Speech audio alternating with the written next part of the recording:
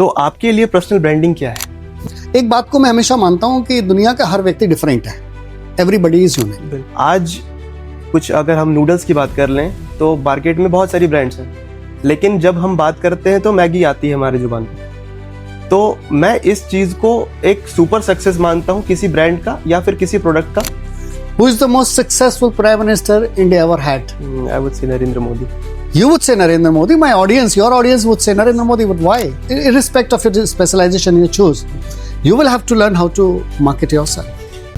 Hello guys, welcome to my YouTube channel. और आज हमारे फर्स्ट पॉडकास्ट में आने वाला एक बहुत ही स्पेशल गेस्ट। तो आज हम उनसे कई चीज़ें पूछेंगे। उनके पास है नॉलेज का भंडार और उस नॉलेज के भंडार से हम निकालने वाले हैं कई सारी बातें। तो आज हम उनसे पूछने वाले हैं मार्केटिंग के बारे में, पर्सनल ब्रांडिंग के बारे में, और भी कई क्वेश्चंस होंगे। तो let's welcome our first guest, dean of Lloyd business school, doctor Ripudaman Gaur sir. Ripudaman sir, कैसे हैं आप? बहुत बढ़िया, thank you man. I am very happy and glad to see that you have taken this initiative to tell people what's happening inside, what's happening outside. Congratulations to you. Thank you sir.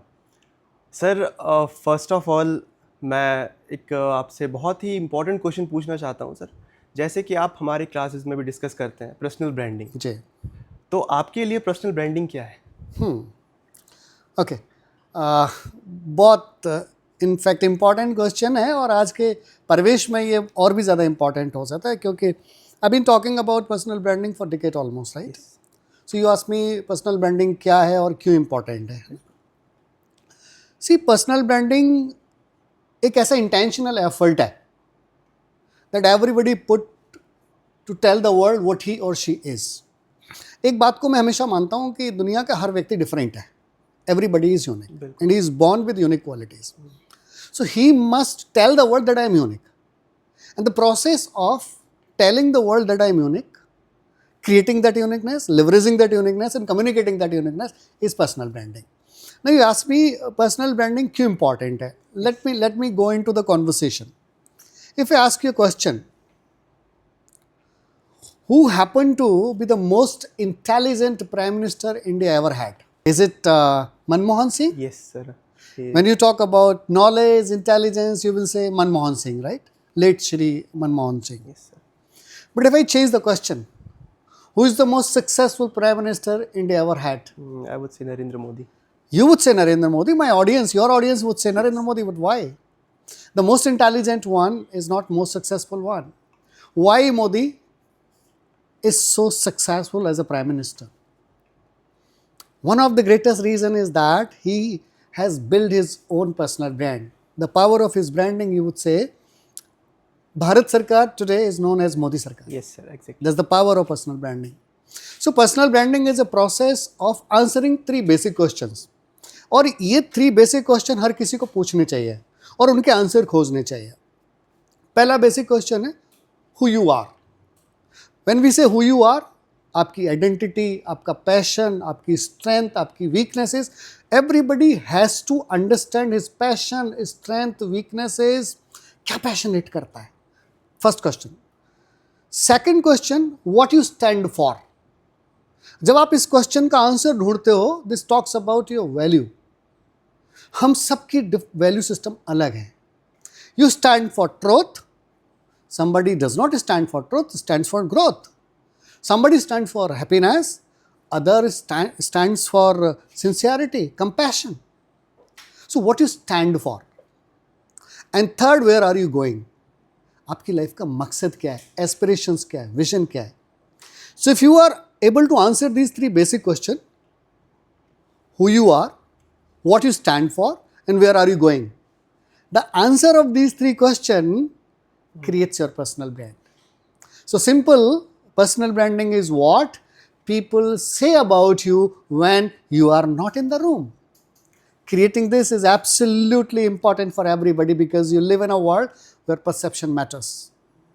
Okay sir, तो मेरा next question है कि एक student है जो PGDM कर रहा है या MBA कर रहा है, तो उसके लिए पर्सनल ब्रांडिंग कितना इम्पोर्टेंट हो सकता है? I would say differentiated personal branding ही है।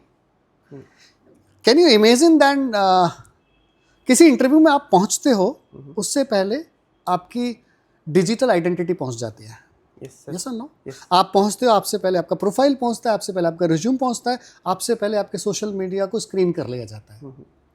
No, what your social identity, your digital identity talking about you, that's extremely important. So people are making perception about you based on your digital identity. That's extremely important in the world where everybody is found on digital platforms, on social media. This is a true differentiator. I say this full of conviction. Personal branding is a big differentiator today, particularly in the field of management. Okay sir. So my next question is, अगर एक student है, जैसे graduation करने के बाद हमें कौन सी specialisation choose करनी होती है, बहुत ही कन्फ्यूज़न होता है. मुझे भी काफ़ी कन्फ्यूज़न हुआ था. तो अगर कोई student marketing as specialisation choose करना चाहता है, तो उसे अपने अंदर क्या खूबियाँ देखनी चाहिए, या उन्हें क्या लगना चाहिए कि मैं मार्केटिंग के लिए परफेक्ट हूँ? सी, मार्केटिंग को लेके मेरा पर्सपेक्टिव थोड़ा अलग है. Anybody who is into management education, yes sir. he has to think about marketing. You may not choose marketing as a specialization, as a domain, Okay. but you have to choose marketing in your career. No matter what you choose, you may choose finance, you may choose analytics, whatever you choose. But don't you have to learn how to market yourself? Exactly. Yes. Irrespective of your specialization you choose, you will have to learn how to market yourself. And that is going to be differentiator. The better you market yourself, more are the chances of your growth and acceptance, right? Yes. Now coming to your basic question, you said how should a student choose about specialization? I have seen most of students are becoming panic about specialization aspects in the beginning of their decision making of PGDM. I will advise you, if you are not very sure about a specialization, don't be so panic. Take your admission. In the first trimester, you are taught all basic subjects. So when you are taught those basic subjects, say marketing, HR, finance, analytics, all those basic subjects are taught to you. So while you are taught those subjects, you understand. You get better understanding, deeper understanding of those subjects. Then you choose what are you meant for. Usually people make mistake. People make mistake that they choose a specialization based on what people say, that there is a huge scope in this area, that area. But simultaneously you have to understand what are you meant for, what are you best at. आपकी जो internal capabilities हैं, आप उसको लेके passionate हैं, आपको subjects को पढ़ने में मज़ा आ रहा है, वो बेसिक स्किल्स आपके अंदर है या नहीं है, ये इवैल्यूएशन आप जैसे जैसे आप इनिशियल ट्राइमेस्टर में पढ़ते, देन आपको क्लैरिटी होती चली जाती है. So all those who are into decision making phase of PGDM program, take your time, then decide which specialization you will be choosing. I think college gives you enough time to decide which specialization should choose. So leverage that time. उसका benefit लीजिए, तब अपने specialization को choose करिए. I will say this full of conviction. Every specialization offers enormous opportunities. Every specialization, finance, marketing, HR, operations, international business, analytics, every specialization is offering enormous opportunities. But the question is that, what are you passionate about? Find your passion, that where your passion tells you that this is something that you will do your best, then choose the specialization. Okay sir. So sir, एक और question मेरा इससे related है कि अगर आप यानी Ripudaman sir आज 20 साल के होते, तो करंट मार्केट सिचुएशन को देखते हुए कौन सी स्किल्स या कौन से टूल्स पे ज़्यादा वर्क करते हैं? बहुत सही क्वेश्चन है, और मैं इसको रिवर्स मेंटोरिंग के ज़रिए करने की भी कोशिश कर रहा हूँ. आई am not great in technology. मैं इसको ऑडियंस के सामने एक्सेप्ट करता हूँ कि आई am not very good in technology. मैं आज भी पावर पॉइंट प्रेजेंटेशंस बनाता हूँ तो बहुत बेसिक मेरी PPTs होते हैं. आई सी PPTs of my student and I feel कि मेरे अंदर वो टेक्निकल स्किल्स होते कि मैं इतनी ल्यूक्रेटिव PPTs बना पाता, टेक्नोलॉजी को उतना लेवरेज कर पाता. तो मैं डेफिनेटली एक कॉम्पिटिटिव एज लेना चाहता टेक्नोलॉजी को लेकर के, जो आज मुझे लगता है मेरे अंदर लैक करता है, तो मैं उसमें अपने आप को स्ट्रॉन्ग करना चाहता. और 20 साल का अगर मैं होता तो इतनी टेक्नोलॉजी अवेलेबल है, मैं डेफिनेटली कॉम्पिटिटिव एज क्रिएट कर देता उस टेक्नोलॉजी को लेकर के। Okay sir. सो सर मेरा नेक्स्ट क्वेश्चन ये है कि एक ब्रांड, जैसे एग्जांपल ले सकते हैं कि कोलगेट है, तो जब कोलगेट सर बहुत पहले के टाइम में जब कोलगेट चल रही थी तो हम टूथपेस्ट नहीं बोल करके कोलगेट ही बात करते थे। आज कुछ अगर हम नूडल्स की बात कर लें तो मार्केट में बहुत सारी ब्रांड्स हैं, लेकिन जब हम बात करते हैं तो मैगी आती है हमारी ज़ुबान पर। तो मैं इस चीज़ को एक सुपर सक्सेस मानता हूँ किसी ब्रांड का या फिर किसी प्रोडक्ट का। तो आपके अकॉर्डिंग किसी ब्रांड का सक्सेस और सुपर सक्सेस में डिफरेंस क्या आ सकता है? Very good question in fact, right. मैं सुपर सक्सेस मानता हूँ सस्टेनेबिलिटी को। अगर लॉन्ग टर्म में आपकी प्रॉफिटेबिलिटी बहुत हाई जा रही है तो I don't think that is a super success. Super success का मतलब है कि you find your customer base for long period of time. तो उसके लिए जो बेसिक डिफरेंशिएटर है वो है RTB। ये RTB क्या है? Reason to believe. The super successful brands always give a strong reason to believe. और वो कब होगा? जब what they say and what they do is actually same. जो आप प्रॉमिस कर रहे हो और जो आप डिलीवर कर रहे हो वो सेम है, तो आप कस्टमर को अपने कस्टमर बना करके रखते हैं। The great brand are that are based on ethics, great brands are based on empathy and great brands are based on emotions. तो सुपर सक्सेस की अगर बात करते हो, there is a combination of 3 E's: ethics, emotion and empathy. आप किसी भी super successful brands को आप उठा करके देखेंगे, you will find the combination of these 3 E's and of course backed up by the very very strong reason to believe. Sir आप personalisation marketing को कैसे देखते हैं? पर्सनलाइजेशन या सुपर और हाइपर पर्सनलाइजेशन आज की मुझे लग रहा है कि आवश्यकता हो गई है, क्योंकि जैसे जैसे कंपटीशन होता जा रहा है हम we are becoming super personalised. every company that starts with mass marketing initially, और धीरे धीरे धीरे धीरे जैसे जैसे कंपटीशन बढ़ता है आप स्पेशलाइज्ड मार्केटिंग के ऊपर चले जाते हो। नाउ व्हेन यू से hyper personalization or super personalization, I think that's a good thing to happen. Why? Because every customer is empowered customer today. Whatever you want based on your own customized choices, you will get that. I think this is a good move that empowers customer to get something of their own choice. Okay, तो मेरा next question आपसे ये है कि marketing related कोई ऐसा myth जो market में अभी है या फिर बहुत टाइम से चलता आ रहा है जो आपको लगता है कि वो गलत है, लोगों के पर्सपेक्टिव्स में जो वो सोचते हैं वो गलत वे है मार्केटिंग को देखने का? अभी जो मैं बोलने जा रहा हूँ इस सवाल का जवाब मयंक, मुझे लगता है बहुत सारे लोग इस बात से डिसएग्री करेंगे।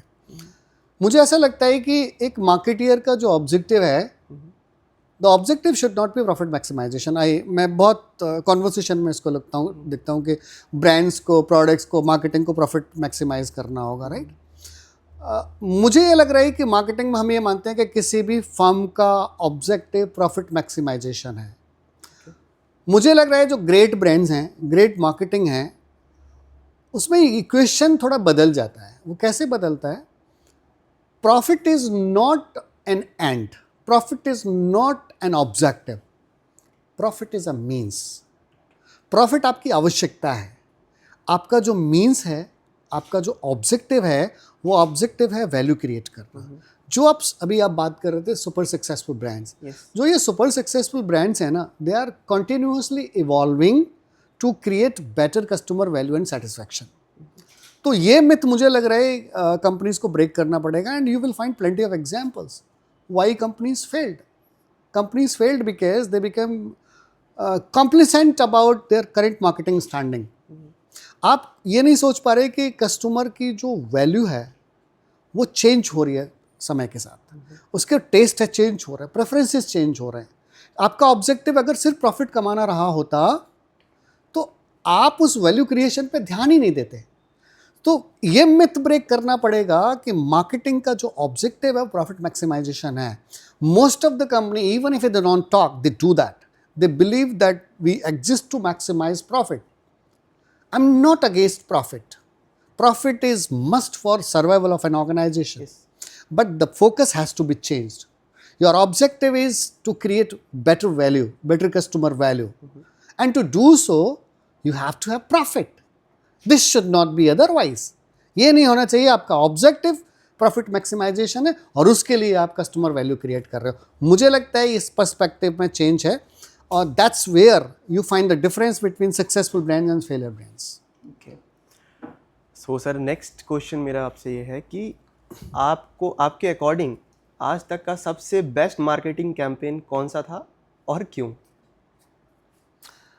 आई can not say one, there are many. Different time पर मुझे बहुत अलग अलग कैंपेन पसंद आए हैं. एक डिकेड पीछे जाओगे तो मेरे को नेस्कैफे के कैंपेन बहुत पसंद आए हैं. दलाल हुसैन के साथ उनके जो कैंपेन थे which were very very motivational, emotional, उसमें अपील हुआ करती थी. कनेक्टिंग विद पीपल, लोगों की सोशल प्रॉब्लम के साथ कनेक्ट करके नेस्कैफे के जो प्रमोशंस है, कैंपेन है, वो बहुत पसंद है. मैं आपको भी एडवाइस करूँगा कि नेस्कैफे के एडवर्टीज़मेंट को आप देखें. उनके एडवर्टीज़मेंट में आपको कुछ न कुछ बहुत सोशल मैसेज मिलेगा. रिसेंट पास्ट में भी बहुत सारे एडवर्टीज़मेंट हैं, लेकिन मैं कैडबरी का एडवर्टीज़मेंट देना पसंद करूँगा. कैडबरी ने किस तरीके से रिवॉल्यूशनाइज किया. That older advertisement of Cadbury where they are talking about repositioning Cadbury की. लड़का क्रिकेट मैच खेल रहा होता है, लड़की उसको सपोर्ट कर रही है, बाउंड्री ब्रेक कर रही है. Actually this girl was breaking the social boundaries. कि हम ये मानते थे कि लड़कियों का काम तो स्टेडियम में बैठ करके ताली बजाना है. She was breaking the boundary, entering in to the stadium. Now again you see the second campaign of Cadbury. Now situation happens reverse. Women's का IPL आया, उसको उन्होंने लेवरेज किया, वुमेन एम्पावरमेंट को लेवरेज किया. अब वो दिखा रहे हैं कि लड़कियां क्रिकेट खेल रही है और उनका जो काउंटर पार्ट है, बॉय है, वो उनको सपोर्ट कर रहा है. So this sort of advertisement आज अ ग्रेट मैसेज. हमारी समाज का एक बहुत बड़ा आईना है. So there have been couple of more advertisement that I found legendary promotions when it comes to marketing. तो हम सेगमेंट के लास्ट पड़ाव पे आ गए हैं. अब हम एक रैपिड फायर राउंड करेंगे सर. जी. So first is all time favourite brand. All time favourite brand अगर कंपनी की बात करूँगा तो I would say Tata. I have immense faith and trust on Tata. When it comes to Tata, I believe in, I trust on that. Sir AI आपके लिए enemy है या friend? मेरे लिए फ्रेंड है because I'm not toy of my toys. I decide how to use it. Indian brand और international brand? Indian brand. एक book जो आप रिकमेंड करेंगे सारे स्टूडेंट को पढ़नी चाहिए? The world is flat. Okay. Favourite social media platform? LinkedIn. If you were a CEO of a company तो वो कंपनी कौन सी होती? अगर मैं किसी कंपनी का CEO होता तो मुझे लगता है मैं अपनी कंपनी क्रिएट करूँगा और उसी का CEO बनूँगा. What is more important in marketing, creativity या consistency? I think you cannot choose one. You have to be consistent with creativity. If you get a chance to make an ad for your personal branding तो उसका tagline क्या होता? Celebrate your individuality. Okay. Thank you so much sir. मुझे बहुत अच्छा लगा कि आप हमारे पॉडकास्ट से जुड़े और मैं आशा करता हूँ कि हम और फ्यूचर में पॉडकास्ट करेंगे. Thank you so much for joining. Thank you so much. I will advise you never give up. I am sure your audience is going to love it. Thank you. Thank you. God bless.